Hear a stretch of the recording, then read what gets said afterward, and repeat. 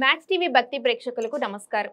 క్రోధీనామ సంవత్సరంలో ద్వాదశ రాశుల వారికి ఎలా ఉండబోతుందని తెలియజేయడానికి ఈరోజు స్టూడియోలో మనతో ఉన్నారు ప్రముఖ జ్యోతిష్య వాస్తు పండితులు బ్రహ్మశ్రీ డాక్టర్ నాయకంటి మల్లికార్జున శర్మ గారు. నమస్తే గురుగారు. నమస్కారం. గురుగారు, ముందుగా మేష రాశి వారికి క్రోధీనామ సంవత్సరంలో ఎలా ఉండబోతోంది? తప్పకుండా అమ్మ. ఓం శ్రీ గురుభ్యో నమః. క్రోధినామ సంవత్సరం. క్రోధి అంటే చాలామంది కూడా క్రోధంతో కూడుకున్నది అని ఆలోచన చేస్తుంటారు. క్రోధినామ సంవత్సరం అంటే ఏంటంటే మనిషి యొక్క భావాలన్నీ కూడా బయటికి రావడానికి వచ్చే నామ సంవత్సరమే క్రోధినామ సంవత్సరం అంటారు. ఈ క్రోధినామ సంవత్సరంలో చాలామంది కూడా క్రోధంగా ఉంటారు అంటే కోపము ఆవేశం అనేది ఎక్కువ అవుతుంది. బహిరంగంగా ఉన్న విషయాలన్నీ కూడా బయటికి తెలియజెప్పే నామ సంవత్సరమే క్రోధినామ సంవత్సరం అంటారు.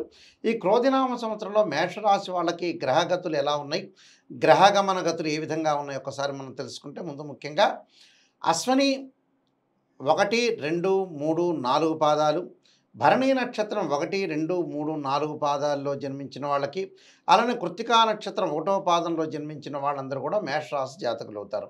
ఈ మేషరాశి వాళ్ళకి ఏ విధంగా ఉండబోతుంది అంటే, మేషరాశి వాళ్ళకి ఆదాయ వ్యయాలు, అలానే రాజ్యపూజ్య అవమానాలు ఏ విధంగా ఉంటుందో మనం తెలుసుకుందాం. ముఖ్యంగా మేషరాశి వాళ్ళకు వచ్చేటప్పుడు 8 ఆదాయంగా, 14 ఖర్చుగా ఉంటుంది. అలానే 4 రాజ్యపూజ్యం, 3 అవమానంగా ఉంటుంది. అంటే 8 ఆదాయం, 14 ఖర్చు అనగానే చాలామంది కూడా ఆలోచన చేస్తుంటారు, మాకు విపరీతమైన వ్యయం అవుతుందేమో, అంటే ఇన్కమ్ అనేది 8 ఉంది, ఎక్స్పెండిచర్స్ అనేది 14 అనేది ఉంది, కాబట్టి ఈ విధంగా జరగబోతుందేమో, మాకంతా కూడా మేము ఖర్చు చేసుకుంటామేమో ఒక ఉద్దేశంతో చాలామంది కూడా ఉంటారు. అలా అక్కర్లేదు. ఎందుకంటే గౌరవ మర్యాదల విషయంలో రాజ్యపూజ్యం 4 ఉంది, అవమానం కూడా 3 ఉంది. గ్రహగమన గతులు ఏ విధంగా ఉన్నాయి అని మనం ముఖ్యంగా చూస్తే, ఇక్కడ గురువు మేషరాశిలోంచి వృషభ రాశిలోకి సంచారం చేస్తాడు. ఇప్పుడు ఏప్రిల్ 30వ తారీఖు వరకు కూడా మేషరాశిలో ఉండటం, అలానే మే 1వ తారీఖున వృషభ రాశిలోకి గురువు కృత్తికా నక్షత్రం 2వ పాదంలో సంచారం చేయటం, అలానే ఇక్కడ ఏదైతే రాహు మీనరాశిలోను, కేతువు కన్యారాశిలోను సంచారం అనేది ఉంటుంది. అంటే మీనరాశిలో రాహు, కేతు వచ్చేటప్పటికల్లా మన కన్యారాశిలోను, శని కుంభరాశిలో సంచారం ఉంటుంది.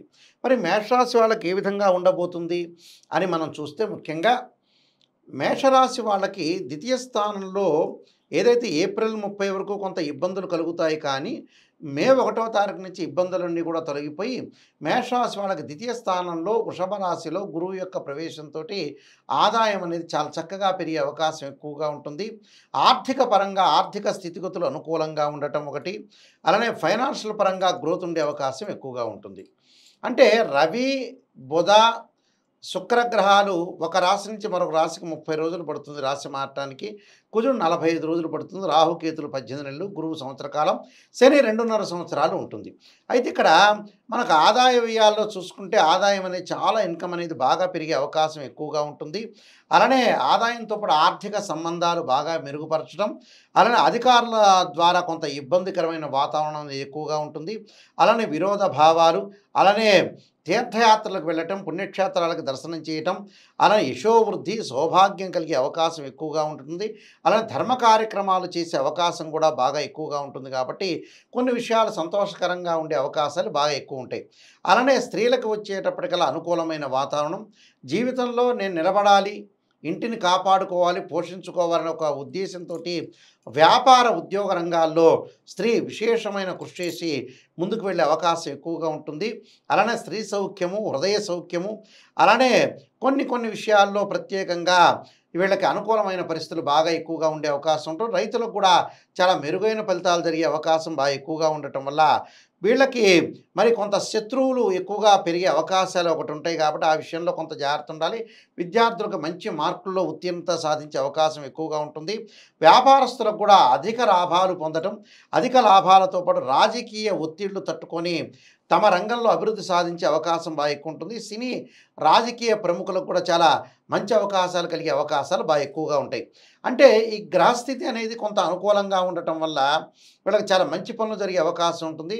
వ్యాపారస్తులు కూడా భాగస్వామ్య వ్యాపారం బాగా కలిసి వచ్చే అవకాశం ఉండటం, అలానే ఉద్యోగ రంగంలో కూడా అభివృద్ధి సాధించే అవకాశం ఉంటుంది. ఉద్యోగంలో కూడా కొంత ప్రమోషన్లు వస్తాయి. ఎట్టి పరిస్థితుల్లో కూడా వీళ్ళు ఏప్రిల్ 30 వరకు కూడా కొంత జాగ్రత్తగా తీసుకోవాలి. ఎందుకంటే జన్మ గురువు కాబట్టి ఈ క్రోధినామ సంవత్సరంలో ప్రథమార్థంలో అంటే మనకి ఏదైతే ఏప్రిల్ 30వ తారీఖు వరకు అంటే ఏప్రిల్ 9 నుంచి మనకి నామ సంవత్సరం క్రోధినామ సంవత్సరం ప్రారంభమవుతుంది కాబట్టి 30 వరకు అంటే దాదాపు 21 రోజుల పాటు కొంత జాగ్రత్త ఉండాలి. ఆ తర్వాత మే 1వ తారీఖు నుంచి చాలా అనుకూలమైన పరిస్థితులు వచ్చే అవకాశం ఎక్కువ ఉంటుంది. ద్వితీయంలో గురువు ఉంటే ధనాన్ని, సుఖాన్ని, భోగాన్ని, సౌఖ్యాన్ని ఇచ్చే అవకాశం అనేది ఎక్కువ ఉంటుంది. వివాహం కాని స్త్రీ పురుషులందరూ కూడా వివాహం అయ్యే సూచనలు బాగా ఎక్కువగా ఉంటాయి. దానితో పాటు సంతానం లేని వాళ్ళకు కూడా సంతానం కలిగే సూచనలు బాగా ఎక్కువగా ఉంటాయి. అంటే ధనకారకుడు గురువు కాబట్టి అనుకూలమైన పరిస్థితులు ఉంటుంది. అలానే ఏకాదశ స్థానంలో శని యొక్క సంచారం వల్ల అనుకున్న పనులన్నీ కూడా సక్సెస్ కావటం, విజయం వరించే అవకాశం ఉంటుంది. సకల కార్యక్రమాల వల్ల కూడా లాభము, జయము, ప్రోత్సాహం కలగటం, అలానే ఆరోగ్యము, ద్రవ్యలాభము, అలానే భార్య పుత్రాది విషయంలో కూడా అంతా కూడా అనుకూలంగా ఉంటుంది. అంటే కుటుంబ పరంగా కూడా చాలా అనుకూలంగా ఉంటుంది కాబట్టి శుభ కార్యక్రమాలు, అలానే ధనం కూడా కొంత ఖర్చు అయ్యే అవకాశం అనేది ఉంటుంది. ఎందుకంటే మనకి ఆదాయం అని 8 అన్నాము, వ్యయం అనేది మనకి ఏదో 14 అన్నాం కాబట్టి కొంత ఖర్చు అవుతుంది. దేని గురించి ఖర్చు అవుతుంది? ఇళ్ళు కొనుగోలు చేస్తారు, బంగారు ఆభరణాలు కొనుగోలు చేస్తారు. దానితో పాటు అలానే పిల్లల యొక్క చదువుల విషయంలో కానీ, పిల్లల యొక్క పెళ్ళిళ్ళ విషయంలో కానీ కొంత శ్రద్ధ వహించే అవకాశం ఎక్కువగా ఉంటుంది. కాబట్టి అనుకూలమైన పరిస్థితుల్లో ఎక్కువగా ఉండే అవకాశం అనేది ఎక్కువగా ఉంటుంది. అంటే అనుకూలమైన పరిస్థితులు అంటే ఎలా ఉంటుంది అంటే వాళ్ళకి ఏదైతే చేయాలనుకుంటున్నారో అవన్నీ కూడా చేసే సక్సెస్ దిశలో ఎక్కువగా ఉంటారు. అంటే విద్యార్థులకు అనుకూలమైన కాలం, స్త్రీలకు అనుకూలమైన కాలం జరిగే అవకాశం ఉంది. అంటే మన డబ్బు కరెన్సీ అనేది ఎసెట్స్ రూపంలో మారే అవకాశం అనేది బాగా ఎక్కువగా ఉంటుంది. కాబట్టి ఇబ్బంది పడాల్సిన పని లేదు. అంటే ధనం అనేది మారిపోతుంది. ధనం మారితే మంచిదేగా. అందువల్ల ఈ రాశి వాళ్ళందరికీ కూడా చాలా అనుకూలమైన ఫలితాలు జరిగే అవకాశం ఉంటుంది. గౌరవ మర్యాదలు కూడా బాగా ఎక్కువగా ఉంటాయి. అంటే గౌరవ మర్యాదలు బాగా రెస్పెక్ట్ అనేది బాగా ఎక్కువగా ఉంటుంది కాబట్టి అనుకూలంగా ఉంటుంది. విదేశాలకు వెళ్ళే అవకాశం ఎక్కువగా ఉంటుంది.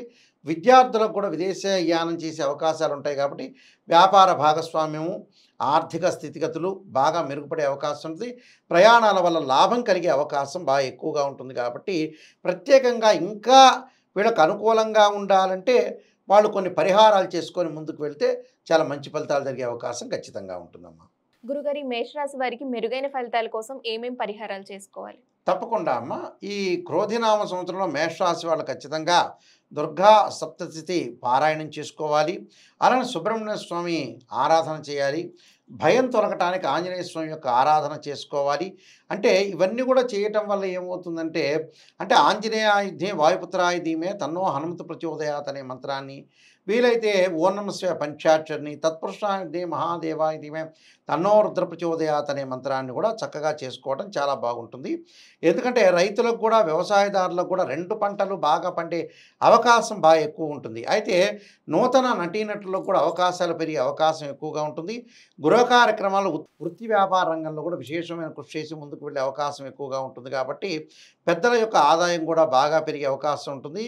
అలానే వివాహం కాని స్త్రీ పురుషులకు కూడా వివాహం జరిగే అవకాశం ఖచ్చితంగా ఉంటుంది. కాబట్టి ఈ క్రోధినామ సంవత్సరంలో మేషరాశి వాళ్ళందరికీ కూడా సుఫలితాలు జరగాలని ఆశిస్తూ సర్వే జనా సుఖినో భవంతు. ధన్యవాదాలు గురుగారు. నమస్కారం.